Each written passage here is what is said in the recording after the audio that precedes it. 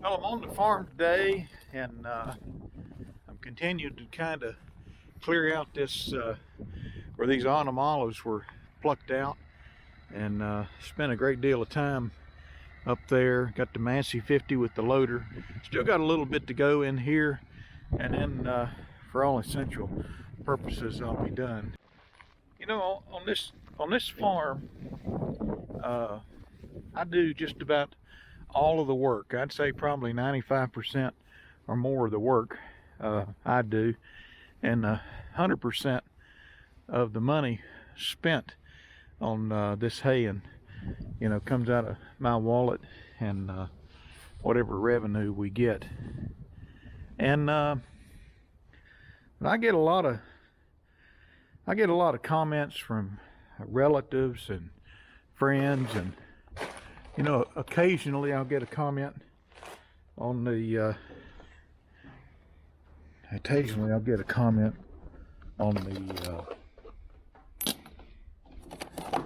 on the YouTube videos, and I'm looking for a pen. And these comments go something like this: you ought to get, or you ought to do. There's no pen in there, so I'll go to. You ought to get, or you ought to do, and really, people are telling me what I should do, and you know, they're basically telling me how to spend my money. And you know, they'll say, well, you know, you got a nice barn here, but you need to build another one so you can just put your equipment in. Or they'll say, you know, you need four-wheel drive, or you need this and you need that, and you ought to do this and you ought to do that. And everything they're talking about costs money. So on a small farm, there's a limit to how much money is available for any one thing, and sometimes it takes a long time to build up the revenue to do some of the more expensive things you want to do, short of taking a loan. And so,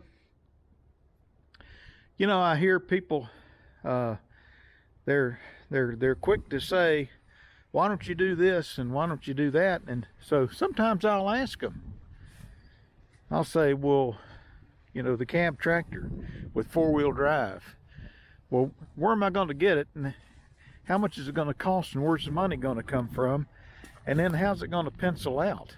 The goal here is to make money on this farm for revenue to exceed expenses. And so, you know, if you just willy-nilly say, well, you ought to build another barn, well, I don't know if I want to do that. Maybe if we're going to lose money up here,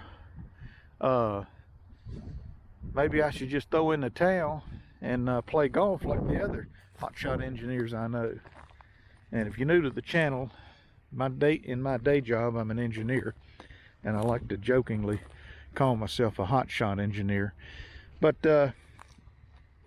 you know, some of my relatives have said, why don't you get into, I mean, I ain't a bit more built this barn and got my John Deere baler and some other equipment where I'm kind of getting some really nice stuff on this farm. And they'll say, why don't you get into medical marijuana? They're industrial hemp. They're starting to legalize that now. And I say, well, I don't really have the equipment to process it with. I'd have to get rid of everything I got and then buy some new equipment. Well, they don't see any of that stuff in their armchair quarterback seat. And most of them aren't farming either. They don't have a clue. All they know is you ought to do this and you ought to do that, and it's going to cost a lot of money. Well, this is the problem, okay? People hear all that from all their friends, and they get all ginned up about what they should get and what they shouldn't get instead of what they really need. And they find themselves in a position where they'll never make any money, where they're going to have debt that just is onerous to pay back, and the slightest bump in the road and they may be selling the farm because they listened to some armchair quarterback that maybe doesn't farm, who told them you ought to do this and you ought to do that. So we kind of got an idea of what we're doing on this farm. There's a reason I do everything I do, you know, and you know, I could bring somebody in to clear all these autumn olives out, and I could get somebody to come in here and do a nice job clearing all this crap out, but I'm not sure that would pencil out. So I prefer to take it a little bit at a time, and you know, there's no deadlines for me on this farm. I have a day job, and let me just say that it is possible to have a day job and a profitable part-time farm, but you really got to watch your bottom line, because it's easy to talk yourself into equipment that you don't need, and it's easy to spend things on things you might could do without. And so you got all that flowing through your head, and then you got all your relatives and friends and co-workers, you know, telling you, well, you ought to do this and you ought to buy that. You know, get you a big old, you know, Cummins diesel Dodge truck. And, you know, I don't know if you priced one of those things before, but a lot of them cost more than that barn. Where are you going to spend the money? On a truck that will go to zero in value if you keep it long enough, or a barn that may outlive you and your children? So, just kind of a pet peeve of mine, spending somebody else's money.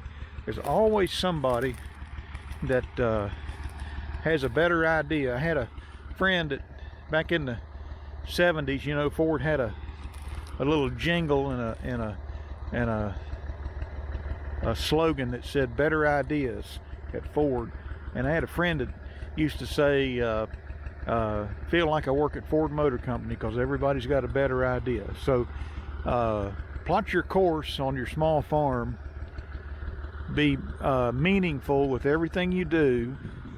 Listen when people say you ought to do this and you ought to do that, but put it through the filter of what's really right for your farm.